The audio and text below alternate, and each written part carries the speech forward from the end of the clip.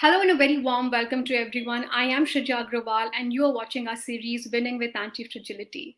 Before we deep dive with this August panel and talk about SaaS, let's do some context setting for the same. SaaS or software as a service is a model that could deliver applications over the internet as a service. Applications are hosted and made available to end users via the internet. Innovation is a key factor for various companies trying to grow. It is not just about building rapidly, it's also about smartly using resources to creatively solve problems. When organizations are hesitant to explore resources that are external, they are not able to disrupt their spaces. Companies that are truly innovative are open minded and look for any available resource that would drive efficiency and create optimal results. The COVID 19 pandemic has a renewed business climate wherein services of third party vendors are leveraged by organizations in order to accelerate their growth. These services could range from data warehouses to providing infrastructure, from e commerce to banking. It takes a whole lot of time, cost, and effort to build customized in house technology. And so, cloud services can instead be used to augment the critical infrastructure and e commerce presence that enterprises need. SaaS vendors are able to do the heavy lifting so that the organizations that contract them can continue to scale and maintain their relevance in this dynamic and technical innovation infused landscape. With all that's happening in the world and the way businesses are being recalibrated, organizations definitely need scalability, partner, rapid expansion, stability, all of which can be acquired through the SaaS ecosystem, which serves as one of the biggest data driven companies in the world. As long as this can be strategically integrated, products and services can be built by enterprises with limited resources in order to continue to stay focused, expand, rapidly increase their revenues, and cut down on costs. Keeping our theme winning with anti fragility in mind, SaaS can actually incorporate a robust disaster recovery strategy in the face of volatility, stressors, and disorder, have a resilient system design infrastructure, and ensure that when faced with unprecedented disruptions, there are incident management plans in place. With the global SaaS market expected to reach $500 billion in revenue by 2025 and $1.3 trillion with the year on year revenue growth of about 20%, the question to really ask is SaaS the next wave? What lies in store? Or is it simply somehow advantageous to have control over how you customize in house solutions instead of third party vendors? Or is leveraging cloud based solutions like SaaS a more sound choice? To break it all down, please help me welcome Sri Kishan Ganeshan from Rocket Lane, Vivara Kumar Namburu from Watfix, Vaibhav Agarwal from Lightspeed Venture Partners, and Jatin Desai from Reflexor Ventures. Gentlemen, my sheer pleasure and privilege to welcome all of you. And at this stage, I must tell you that I recall a 2012 interview with Kirish Mathribhutam when I ran Tech Circle. The entire interaction was really about fundraising, initial traction plans, and he said something pretty interesting, that the biggest enemy to entrepreneurship is EMI and to what he has really become now. To my question to investors on this August panel really is that from an armchair perspective or from an outside in perspective, how does an anti-fragile SaaS company look like? What are the traits of an anti-fragile SaaS company? I'll begin with you, Vaibhav, and then get on to Chatin and then to the other panelists. Yeah, thanks, Tuja, and lots of friends here, for having me on this panel. Look, the way I understand anti-fragility is this idea that, every time a shock gets delivered to a system, it just emerges so much stronger. It's almost like the virus that we're battling with right now. Every time we build a vaccine and, a new variant shows up and causes new good havoc, right? Um, I would say that, first of all, I think, like you rightly pointed out, all SaaS companies are benefiting from, an increased uh, adoption of cloud, increased adoption of cloud software in general, right? So I think, all our jobs are made easier when customers are more aware and putting dollars and opening their purse strings, to adopt more cloud in general. But to answer your specific question on what it really takes to be anti-fragile, you know, uh, maybe I'll pick the example of a company we have called Hubilo, which is in the space of hybrid events. This was a company that was doing in-person building technology for in-person events before COVID, and revenues hit zero. And the entrepreneur quickly realized that the world had changed overnight, quickly iterated to understand new consumer needs, uh, new product development, and then just went to town with sales and marketing and getting it in front of customers. So I think it's this unique ability of founders to realize when a market has shifted, go back to the drawing board and understand how customer needs are changing, build fast, execute fast, and then not be afraid to take the leap. And the company's gone from zero to $10 million plus of revenue in 10 months. So to me, like, that is just unheard of, and speaks to the resilience and grit and just quick movement of anti-fragile systems.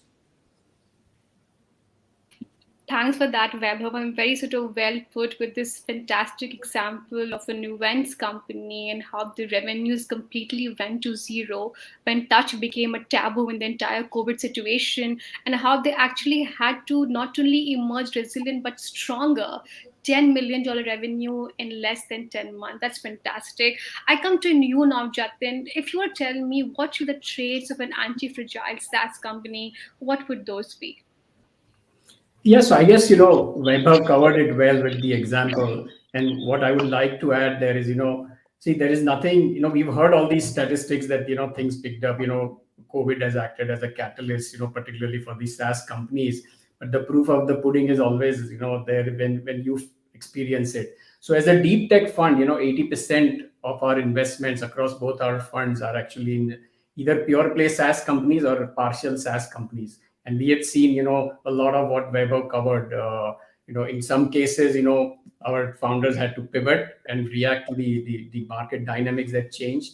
So I think, and in some other cases, right, we had some very, very young founders, right, who have never seen such a drastic event. Some of us who have lived through the financial crisis and various other crises over the last few years, I think at least have some sort of playbook, right? Although this was very different, but some of the young founders, just through their sheer resilience, tenacity, taking feedback from investors and people like our mentors, I think they also kind of went into that mold and either pivoted or changed their marketing strategy or changed their pricing model initially and went that extra mile for customer service and customer support, because everybody was shocked in the first 2-3 months.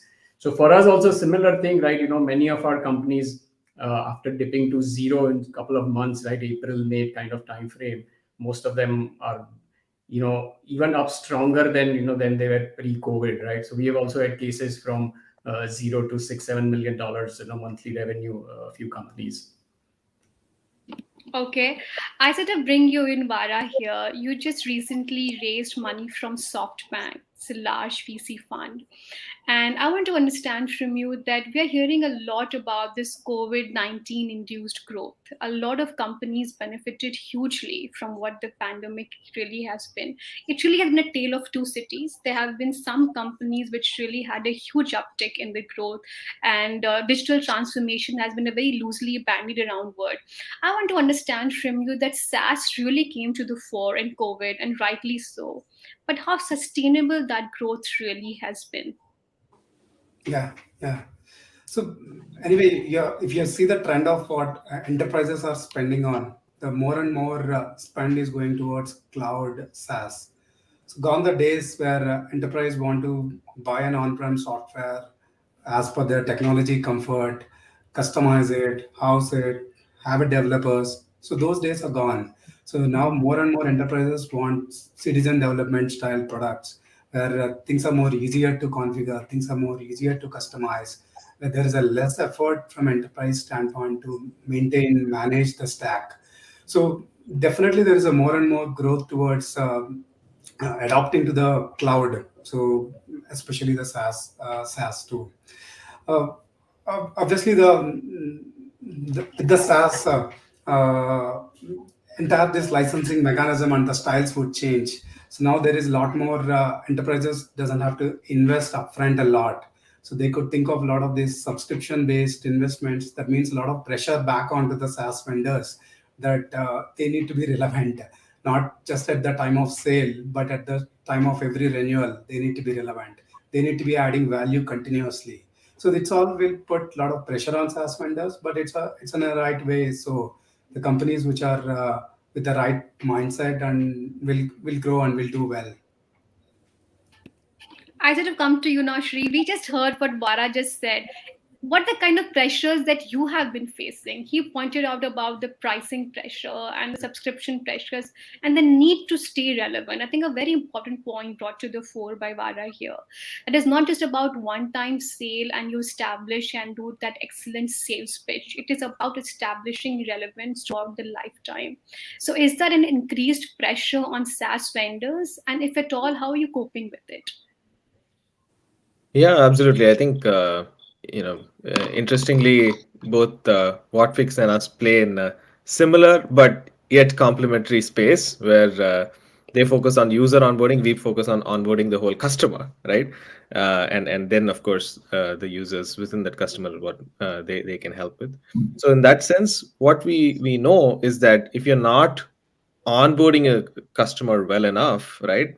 Or if the users don't adopt the software and start using it the right way, then in the matter of months. So there's also this whole people are moving from user based pricing to usage based pricing as well, right? In a lot of SaaS companies, which also means if people are not adopting the software and using it, your subscription revenues are going to automatically go down.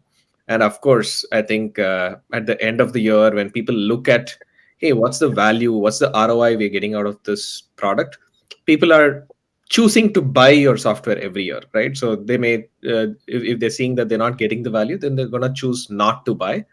I think the other pressure in today's scenario, when we talked about anti-fragile, I think one of the things that products and companies have been seriously asked of themselves is, are they a vitamin or a painkiller? Which I think always used to be a favorite question for a lot of VCs, but now I think it's become a serious thing to think about, because if you fall under one of the categories, right? If you're just being a vitamin, then probably you're not gonna get that renewal, you're not gonna get that usage because people are gonna cut down spend over there. Versus if you're a painkiller, then probably the growth got accelerated in the last few months, right? So I think that question is getting asked of a lot of companies, and those who fall under the painkiller category are the ones who are not going to feel that the pressure is going to be different, right? You're growing too fast now,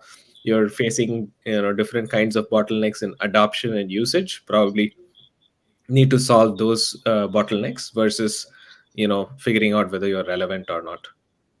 Let's spend some time with the companies here. Vara, it's an interesting analogy. Vitamins versus painkillers. What do you think? Which bracket do you fall into? I mean, you definitely raised around from SoftBank. So do you think that you have the validation of being a painkiller? First, let me explain what we do. Then I think you will know the answer. So, Whatfix is a product which helps people to adapt to the applications and use the applications effectively. Our intent is to make sure that people are not stuck on the applications, and we ensure that they are productive while they are using application. So yeah, that's the core concept what Fix brings to the enterprises. So with COVID, the relevance for Whatfix kind of products has increased a lot more drastically. The reason is that you no longer have people together in an office where you can do a training session, or where you can just tell everyone how to use a particular thing. So now you have to work with a lot of remote workforce, with all of us using a more and more software for our personal life. We really don't want to go through a training process for learning any application. So we want to just get onto any system and use it. So that's what Whatfix makes it for the enterprises. So it's a very strong, very old problem of ensuring people to use applications. So you know the answer. So it's very important area to focus. So, Vaibhav, I want to sort of understand from you when you speak to e commerce companies, direct to consumer brands, the questions are definitely around the burn rate, the path to profitability. The narrative definitely shifts to SaaS companies where perhaps the investor is much more confident on the path to profitability. You are in the business from day zero or day one, you know it's revenue strong.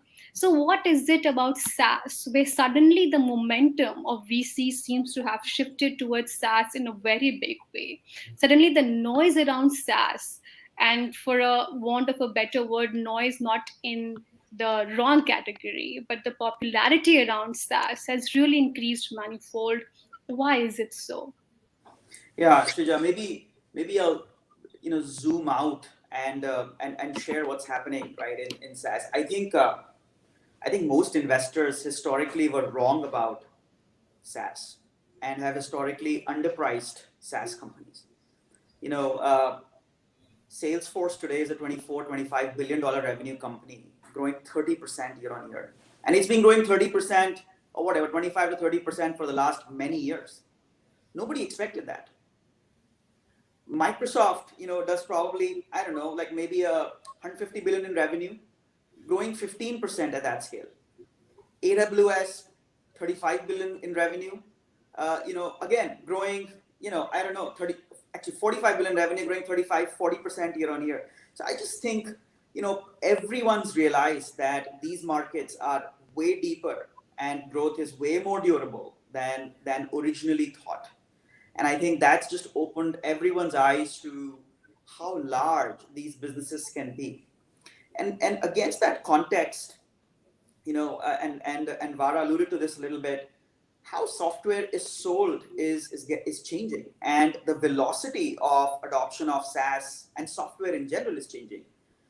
3 decades ago, maybe in the 80s and the 80s, somebody, a sales guy would go and, buy someone a big dinner and sell $1 million worth of product even before somebody had sampled it, right? There was an adage in sales world. They said no customer gets ever fired for buying IBM, right? And somebody was taking just a big leap of faith, writing a $1 million check, $2 million check, buying a product or service that they never even experienced before. Then Salesforce came into the picture, sort of brought in this whole cloud wave, where you're no longer buying $1 million, $2 million subscription on or whatever product on day one. You're actually buying a $100,000 product, and you're making that renewal decision every year. It's like, hey, hang on, let me make this decision. Let me see and try and use it for a year, and I'll stop paying for it if I don't get value. And this is the pressure Vara talked about of having to renew every year. That really caused SaaS to explode, right? So Siebel, which is a CRM company in the on-prem world, was much smaller than Salesforce. And there is a third shift happening now, where software companies are getting forced to actually deliver value to the customer even before they are able to draw any revenue. And this is the classic product-led growth or freemium motion, where we are seeing. I mean, we all use Evernote and Notion and Slack. I mean, these are all examples, or Zoom even, right? These are all examples of companies that are getting used for free. You derive value even before a sales agent has gotten to you. And then at some point, a very small percentage of users will convert to paid. Every time this shift happens, the addressable market for software dramatically explodes. That's the second big shift. And then the third is it's just catching, entrepreneurs' fancy. And so, when folks like Sri Krishnan and Vara and Girish, and Abhinav of Innovator, or Abhinav of Postman, just trailblaze, it just captures the imagination of every young engineer that's now graduating and thinking about, gee, where do I want to go? Put all of that together, and it's a perfect storm. I actually think we're still seeing just a tip of the iceberg, and this will keep snowballing and accelerating as it gets larger, which is actually very rare in across markets. That's very well said, and a very interesting and a candid revelation coming from a VC here that perhaps VCs underpriced the SaaS business model, and now they're coming into its own. The realization is coming in, and that is why the investors and entrepreneurs, it's caught the fancies of both the investor and the entrepreneur. Let me ask the flip question to the investors here. What really are the moats The SaaS companies from a distance, they all look similar. For instance, we have two SaaS companies on this panel, and we had Sri himself saying that both of us are pretty similar spaces. And so, is it really what we are seeing in the consumer space also, that capital is the ultimate differentiator? One who is getting the maximum funding, but perhaps can market more and perhaps can prove to be the ultimate winner. Are just proving out to be in the consumer spaces, or the SaaS spaces would be a little more different.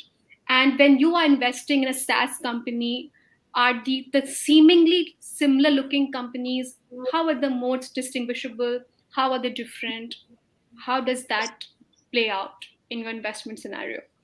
Maybe perhaps, Jatin, you can take a stab at that. I go to Weber, and then we'll spend some time with the entrepreneurs in the panel here.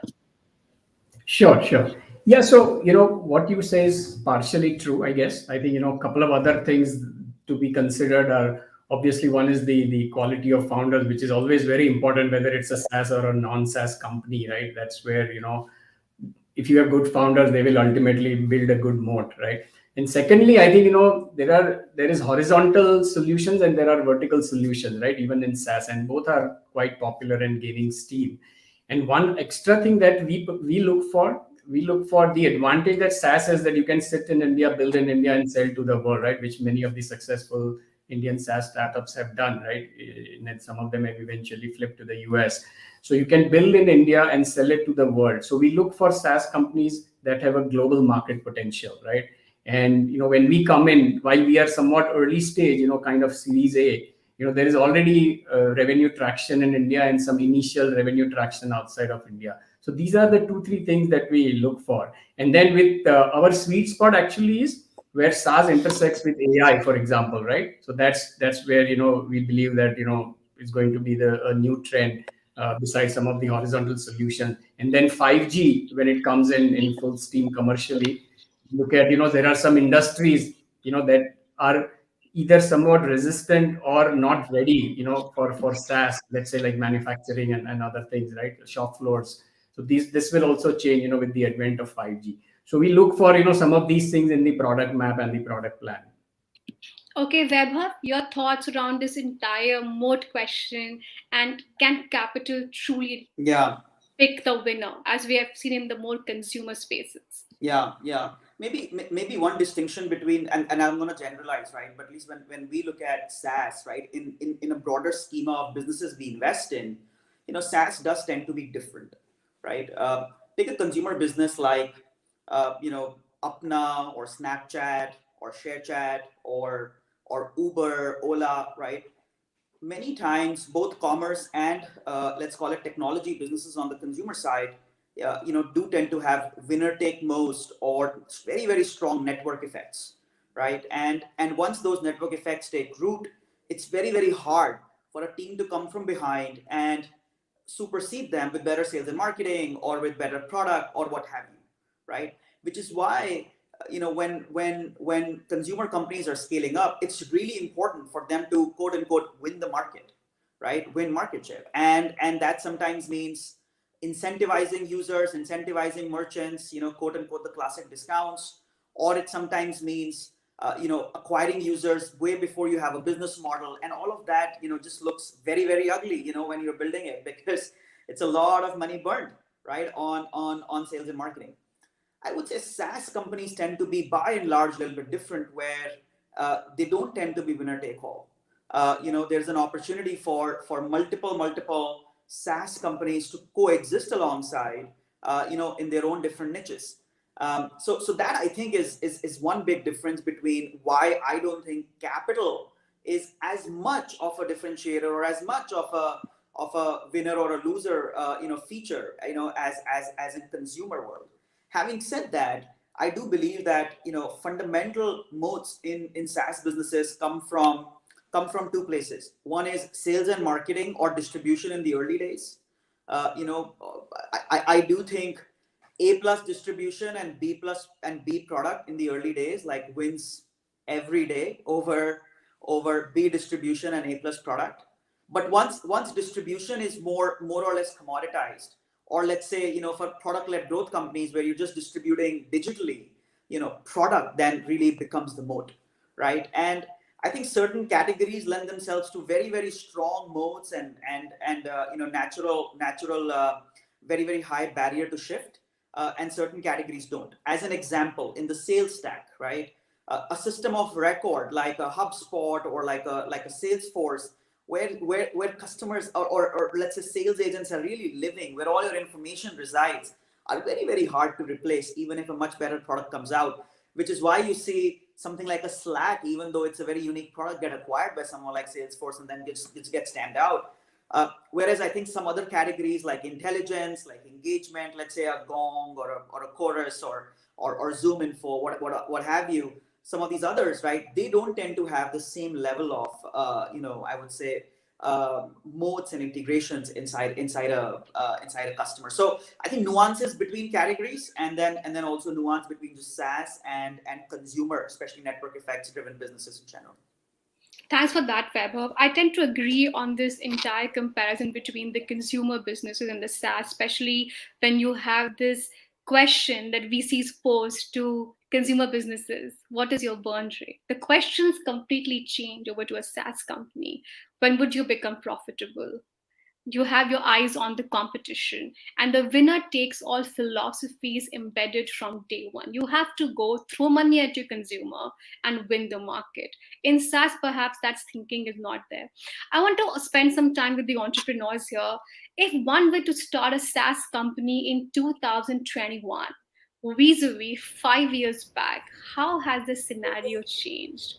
Were those timings much more easier to perhaps start a SaaS organization to what it is now, where the investor has discovered and tasted the blood, if I will, and one has really seen the growth potential, and the market seems to be much more crowded than what it was 5 years back.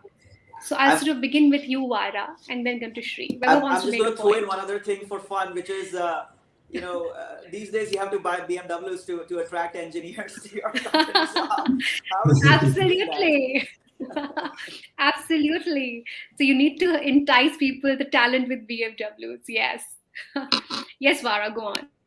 Yeah, so definitely now, especially talking about India and B2B SaaS, there are more examples of companies who have done it before. That obviously means the new founders are starting with a lot of confidence that there are examples, people have done it. So that confidence truly, I feel, makes a big difference. And second, the more acceptance overall across the world to be able to buy software for a company from a company which is from a long distant away. So people are used to buying that. So it's, I mean, Whatfix founded in India, major bigger team is in India, but our majority of revenue comes from North America. So people have become very comfortable, and 100 of Fortune 1000 users, enterprises have become very comfortable to be able to buy from remote companies. So all this is very, very positive. So hardly I see any companies anymore asking that we can't buy a SaaS product. That stage is gone. So almost all companies are ready to buy. And again, further, if you see slightly, I think we talked about horizontal, vertical. So essentially, every area there is an opportunity to create another SaaS business. You can look at a particular segment and you can create a SaaS segment, SaaS product which is meant for that segment. So I feel doesn't matter how many companies already exist, but there is enough space for new companies to come up. So the one strong recommendation for me will be to for the new founders to find the right segment. The right segment could be a particular industry. Right segment could be a particular geography. Find the right segment when you start off. So that will be the easy path to grow. Okay, Shri, what would your point be? Yeah, I think there's definitely a bunch of things that have changed, and I've started a SaaS company in 2013, and now again in 2020. The way we thought about it back then versus now has changed drastically. Very, very contrasting journeys for the same team, the two times.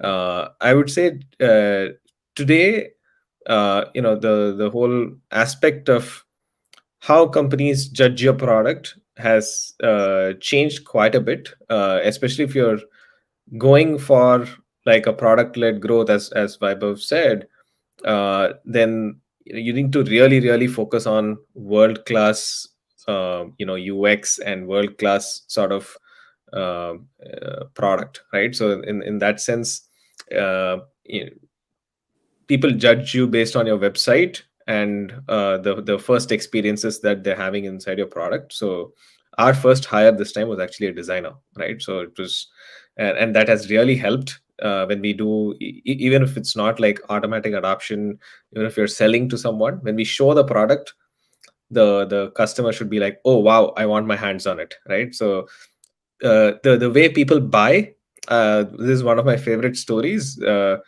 In the past, it would largely be top down. Now teams know that, hey, if I don't get the right kind of product, then adoption is going to be a struggle. So there's a story of how the CIO of Freshworks, Prasad, who used to work at Viva Systems, and in his company, he was doing a comparison of different products they were buying for the IT help desk software, right? And they actually put it to a vote among the employees, saying, "Hey, we're going to trial these two products. You tell us which one you want to use." And the story is, of course, that Fresh Service won, and that's why they went with it, and eventually he joined Freshworks, believing in the product. But that's the kind of thing that happens today, right? Like if the user is going to decide whether they will use your product or they will use like spreadsheets instead, etc., then your product better be adding value to every user that you're trying to sell to, not just the business buyer or like the economic buyer of the product. So that's one thing that's definitely come to the fore. I think the second thing is a lot more, I would say, the expectations from products now is that they need to work well with like a larger ecosystem. There's so many products out there, right? They all need to integrate well, play well with each other. We're getting specialized products for every function, and the data from all of them needs to tie together to for the business to get the right insights, for them to get more value out of it. So I would say that's one more thing that has become important. And I think one thing that's changed positively is definitely it's easier to build SaaS products now as compared to before, because there are so many building blocks that are available, right? So if you look at, hey, I need to build auth, you don't need to build auth. But not every company should be building their own auth. They should be using a Okta or something like that, right? I see the startups popping up saying, hey, you can use me for your notification system, you can use me for building a document experience. So there's like so many building blocks available that companies can put together their uh, experiences faster. So I think that's another thing that's changed from before to now. And in terms of uh, I think purely in terms of experience, and one of the things again Vaibhav mentioned was system of record, system of intelligence. I think that's another important thing, right? So we've seen how even in spaces where things weren't a system of record in the past. For example, chat software used to be something very easily replaceable in the past. You just say, hey, you know what? Today I'm using Zendesk chat, remove it. Tomorrow use, Freshworks chat, and then again maybe switch over, right? Like things could happen. But someone found a way to say, hey, it doesn't have to be a chat session that ends and goes away. It can be a more continuous thread, and that was a way in which it became a little more sticky. Now you need to think about, hey, if a customer is messaging me back and forth over a period of days, it's become async, then I can't magically remove one and put another, because my conversation needs to continue. So systems that have async engagement happening are harder to replace, for example, right? And so collaboration systems of different kinds today are all async. So you can't easily cut over from one to the other when you're engaging with customers through the system, right? So customer engagement stuff, and of course, as Vaibhav said, the system of records, and of course if they're also system of intelligence, then even better, because you're going to, in addition to wanting the history of things, you're also going to be used to getting those insights from the system, and the history helps inform the insights. I think that those are things you want to build into your, if you're being used for reporting for the team on a daily basis, if you're being used for dashboards critical to the company, all of that starts mattering.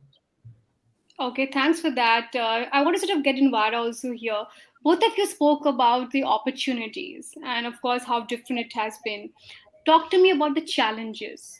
Two key challenges that both of you are facing as you are scaling up your companies. What would those be? The most important challenges. Yeah, I'll Yeah. begin with you, Vara, and going to you, Shri. Sure. Obviously, I feel the biggest challenge for any startup is always about hiring. So, can we hire the right team quickly, and can we make sure that the team remains and excited about the problem that they are solving? So, hiring across the board, I feel, is the number one challenge to resolve. So I would say that is the one and only challenge for a startup to be able to grow properly. But remaining, I think, more around culture. So how do we make sure that as the team is scaling, so you can retain the culture intact in the company. So, for example, for all the companies like us, innovation is a very key culture attribute which we want to retain. Because so how do we make sure that as the team is scaling, can we retain these same culture attributes within the company? So I would say those are typically the biggest challenges for us to handle. But you spoke about both soft issues, hiring and culture. Tell me about more harder issues, more practical issues, being a product led company. Or let me flip the question and simplify it for you. What is the culture of innovation in your organization? How do you think about innovation in your organization? You're a product focused company, right? So how do you think about innovation? How do you make sure it's embedded in the DNA of your company? Or is Yeah, innovation only a terminology used by the top 50 people or top 10 people, or it goes right down to the last employee? yeah. So we believed always in this bottom-up innovation. So we believed a lot in teams focusing on a problem areas which are narrower, so that they can figure out things which are a lot more innovative. So we follow this culture of the small teams. So our R&D teams are broken down into very small groups. So the group is not every group is not more than 7 to 8 people in size, and they have a very clear focus area where they're going deeper and deeper. So and then there is always a continuous plan towards every sprint. So they only plan for features only up to around 60-70%. So reminding the expectation is that they try things, they experiment things. It's okay to fail.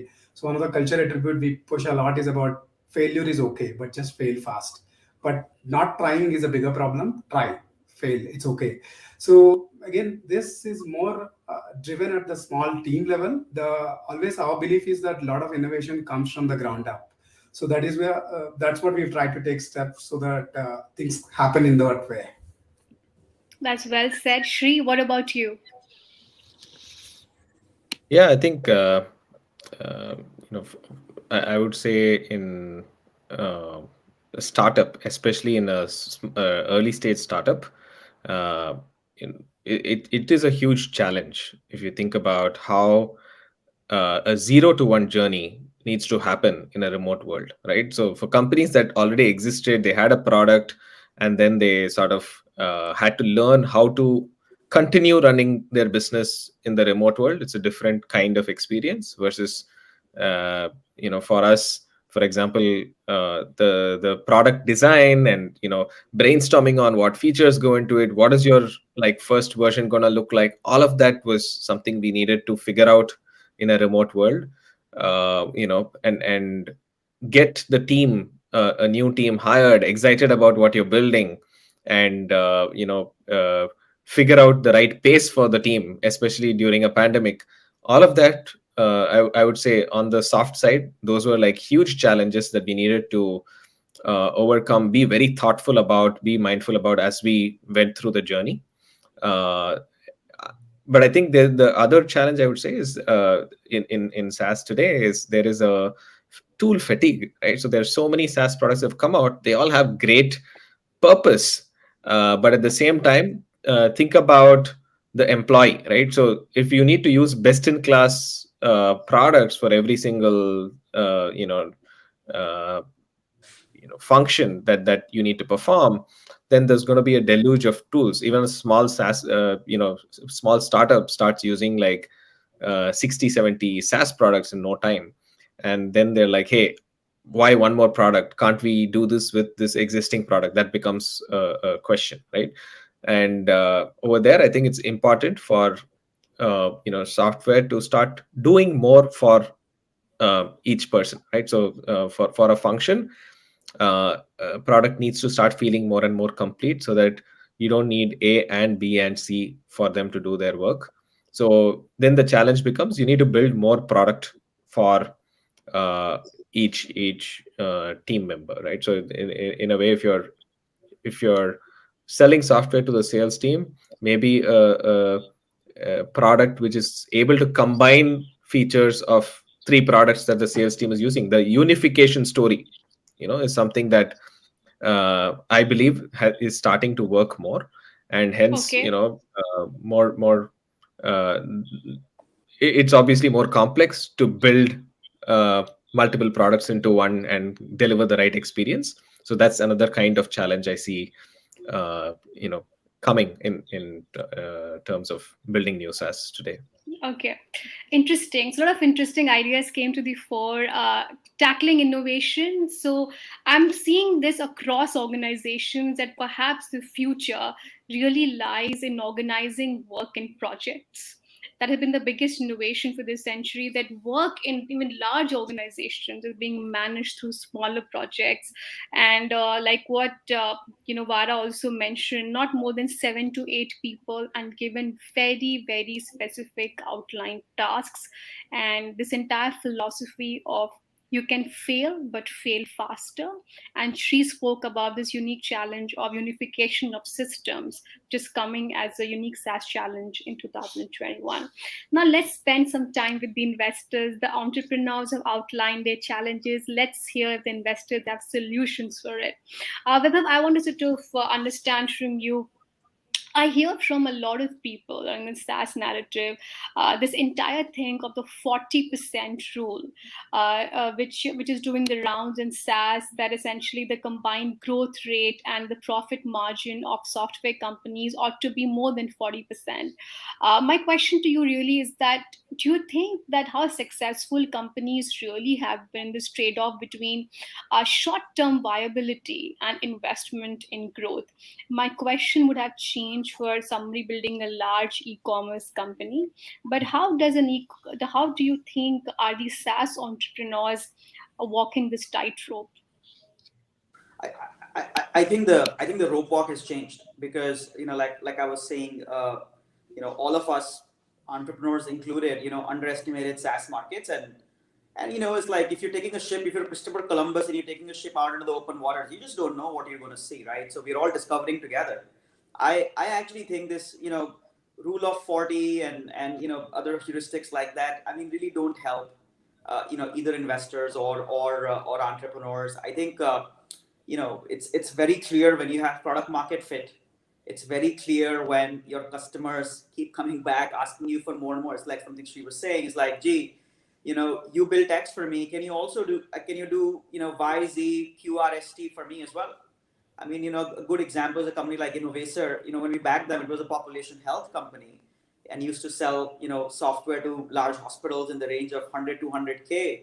Today, they land with $10 million of, annual contract value. And it's not like they're able to charge that for the same product. It's just that the customers are saying, hang on a second, Innovator, you were doing X for me, but now do the whole alphabet, right? And so I think when you see product market fit and you see an opportunity for market leadership, you just go all out. And I at least for one, and again, there's no normative guidance around this. Feel very strongly about efficiency very early in a company's journey. Yes, you wanna make sure that for every dollar of sales and marketing spend that you're making, you're getting more than $1 in sales, ideally more than $1 in margin. But I think these markets are so large that I think we don't have to think like public companies have to. That's the advantage startups have, and And I think at least the companies I work with, always encourage them to sort of be aggressive on growth. I think it's good that you brought the entire public companies conversation, because we are getting towards the last round of our questioning, and it's important to talk about capital allocation here. So let me begin with the entrepreneur. Vara, do you think that there's more capital being thrown at you than you need? Is capital foie gras also happening in the SaaS space? We have seen this story play out. Investors throw more capital than you at how much you need. Do you see that also happening with you? No, I don't think so, because obviously the exactly what Vaibhav called out, growth is a very important characteristic for a company. The earlier in the stage, the better the more the growth expectations are. So for the company to grow, obviously that means you need to invest early in your distribution. That means you need to have teams, sales, marketing, success. These functions need to be ready. It is not like, especially for an enterprise SaaS company, we really need a lot of people, and then these people have to be trained and ramped up to be able to handle customers. So all this takes a good amount of effort. A typical salesperson needs at least 1.5 to 2 quarters to be ramped up to be able to sell to an enterprise. Similar, a success engineer, customer success engineer needs at least 1 to 1.5 quarters to understand product and to be able to support customer. So upfront investments are definitely required if you are planning for that level of growth, and especially when you are planning across growth in multiple regions, multiple countries. So the investment needs are much higher. So, so I do feel with the push of growth, there's a need for more investment. So I don't see the equation in any other way. Okay. I would sort of want to ask this to Jatin. Let's just spend some time on the IPO roadmap for SaaS companies. What does the Freshwork IPO really mean for the SaaS ecosystem? Definitely a huge NASDAQ outing of an Indian entrepreneur who has built a global outfit, needless to say that. But do you really think that perhaps that success will fuel ambitions of more and more entrepreneurs to do IPO, and there could be more mistakes on the way? So I'll begin with you and also get on to WebHub on what the mistakes or pitfalls the entrepreneurs could avoid on the race to the IPO. Sure. Yeah, absolutely. I think, examples like Freshworks, it reminds me of, when India started the IT services revolution, and then we had these initial one or two success stories. Of course, this will be a milestone in terms of, the SaaS companies, attempting an IPO. So definitely it will be a huge encouragement, and, it will push entrepreneurs. And even from the investors' perspective, right, in the Indian ecosystem, thus far, of course, things have improved.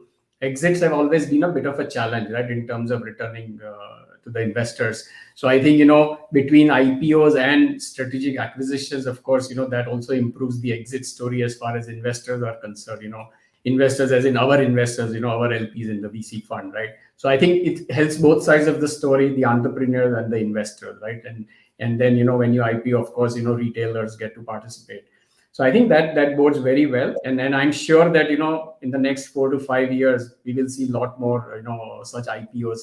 I think one challenge will be to sustain some of this. I think there is a flurry of IPOs, right, in the Indian market, various new economy or the startup world. I think some sustainability and the market will mature, right? It will take some time. I think we are always a few years behind US in this context, and I'm sure a few years down the road, we'll start to look a bit more like US than we do today. Vaibhav, the common pitfalls that perhaps investors could really avoid in the race to the IPO and not get so overawed with the fresh. Maybe I'll take a slightly different point of view than Jatin. I actually think India is ahead of the world, when it comes to many spaces in software. I mean, especially where the world is moving. I mean, Canva came out of Australia. We're seeing just Freshworks coming out of India, Postman coming out of India. Like, it's just like, to me, it's a no-brainer that the next decade of super interesting companies are going to get built as much outside the US as in the US, and actually the landscape of software is going to look very different. I don't think we're going to see as many enterprise-oriented, Fortune 1000-oriented SaaS companies in this part of the world, as much as freemium, product first, small business oriented company. So I guess that's a finer point, but I do think it's going to look different. But I think I'm gonna end with like maybe like three themes, right? Because I'm speaking to the entrepreneur. So one is, I guess, ambition, another is temptation, and the third is uh, shoot, it'll come to me. But I think on ambition, I would say 5 years ago when I started investing in SaaS, in India, a lot of founders, I would meet sometimes would say, hang on, I have $1 million in revenue, it's just amazing lifestyle business. Why do I need to raise venture? Why do I need, more growth? And there was nothing wrong with that. But I think now, the realm of what's possible has completely changed. I would say the second thing is imagination. I would say maybe the next wave of companies that or the biggest successes historically out of India have been more, let's call it, fast followers, right? Like where people have where there's a mature category, a market leader exists, and Indian entrepreneurs are building just faster, better products, sometimes cheaper products, delivering 80% of the value, 20% of the price. I think there's real opportunity to build category leading companies, companies that look different. For example, nobody's going to buy Airtable in India. An SMB in India is not going to buy Airtable, right? They're going to buy something like Register Book, right, which is an app which you can sort of just use on your mobile phone. They're not going to buy Google Google Sheets or Excel sheets, right? So I just think just the imagination of what products and what software to build, and category creating software, is incredible. And I think what Rocket Lane founders are doing is pretty impressive in that regard. And then I think the third was temptation, right? Which is I think if you look at exits in SaaS, right, I would say that the majority of exits actually happen via M&A, right? And I'm not talking about specifically India because it's still a younger economy, but like just SaaS in general. I think at some point, founders, get an offer to get acquired, or there's always an easy, way out. But I would say, just given how large these markets are, and like in some ways, founders are doing the work of their life in their 30s, 40s, and sometimes even in 50s. And so I would just say swing for the fence and go the whole hog. You're more likely to get surprised on the upside. So don't give into the temptation to sell too early. Okay, don't give in the temptation to sell early. Vara, do you believe this, that Indian entrepreneurs perhaps sell too early? What would you think? Do you want to go for an IPO or strategic sale? No, I don't think it's any can't make any such generic statement. It is just to probably, I think it is more of it's the same whether it is in India or US. I feel it is more of a person's ambition. So I agree. I think there's a lot of opportunity, and the more ambition you have, there's a possibility to make it happen. But I can't make a generic statement that Indian entrepreneurs have a particular way of behavior. I don't think it's accurate. Okay, let's spend some time on talking about the future of SaaS. And quick sort of two sentences from each of you on what do you think the future of SaaS will be. I'll start with you, Shri, get on to Jatin, then to Vara, and then to Vaibhav. Yeah, I think definitely more usage-based models, definitely more all-in-one solutions. I think those will be two things that define the future to me. Yeah. Yeah, I think huge growth. I think still we are scratching surface. So I think that's the one trend. Second is I think we are seeing various things like micro SaaS, mobile first SaaS. Some of these trends like AI and SaaS interaction, right?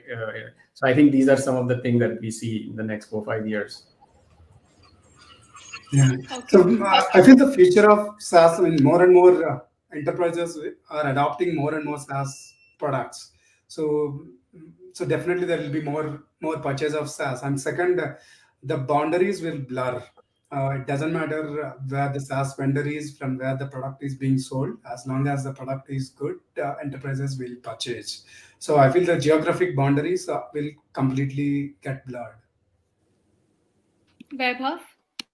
I think so much going to happen. I think the biggest transformation is going to be uh, you know product led and free software, which is just super lightweight, like Jatin said, sometimes even mobile centric products that you almost can start using for free, a little bit like an app, right? Like when you first downloaded Uber, like no sales guy came to you and said, hang on, like please use Uber, right? And so, or when you downloaded Evernote or what have you, right? And so I think software is in general moving in that direction. And then if you just look at businesses around the world, right?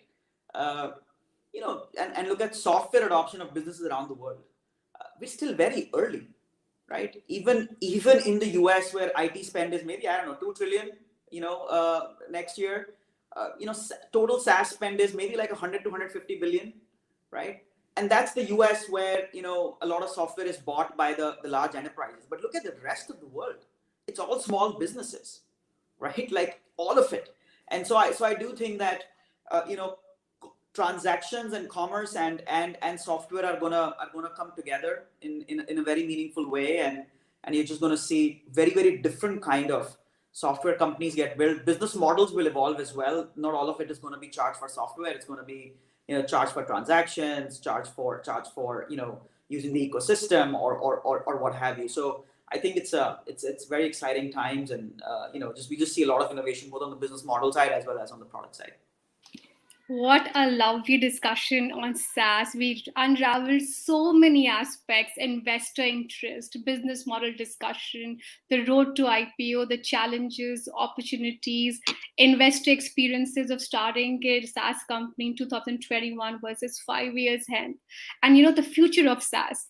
Now it's time for quick rapid fire, a fun element. And I'll begin with you, Vaibhav. If you were to rate in the ranking order on what really is the biggest This fad is for beginning to VCs. sound like coffee like Karan, and I'm like, I'm dreading Like what a he's quick gonna ask question, me. and we'll But just go end on. this. We have just 2 minutes left.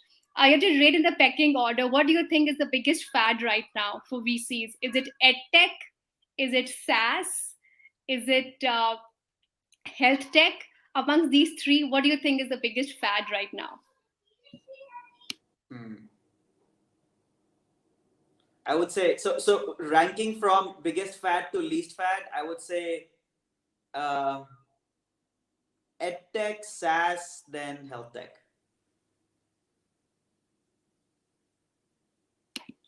Okay, that was pretty candid, I would say. And what is that one thing, one advice that you would have for entrepreneurs to avoid? Geez, that's there's so much. Maybe just the one thing I would say is I see a lot of SaaS, and I'm gonna not talk about the general stuff that maybe just gonna talk more about SaaS. Maybe I'll just say a lot of SaaS founders still today, not the most seasoned ones, sometimes given to the temptation of building for customers in Koramangala or building for customers in Gurgaon before they take the big leap to go and sell an international customer. And we've just seen that that movie always sets them back by 12 to 18 months, because the needs of a customer of a Flipkart or a Myntra or whatever in Koramangala is just very different from a global e-commerce customer, or of a customer in Gurgaon is very different from a customer sitting in the US. And so I would just say, for founders, like, identify your impact market. It's totally fine if your impact market is India. That's totally fine, right?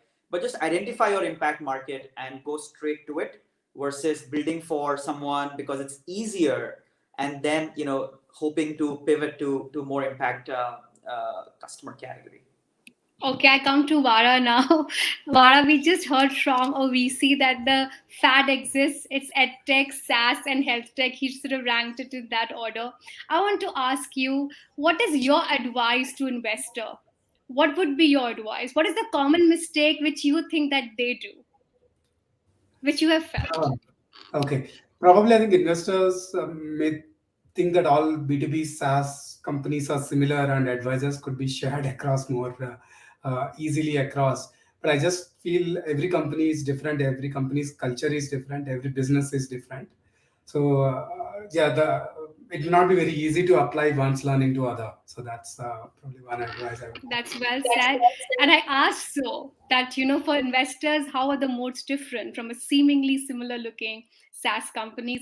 I asked you, Sri, the same question, your advice to investors. What do you think that one advice that you've had and you not necessarily agree with it?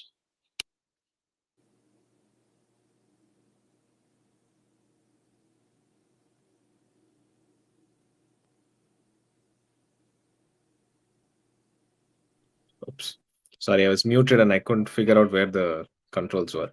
So, I would say maybe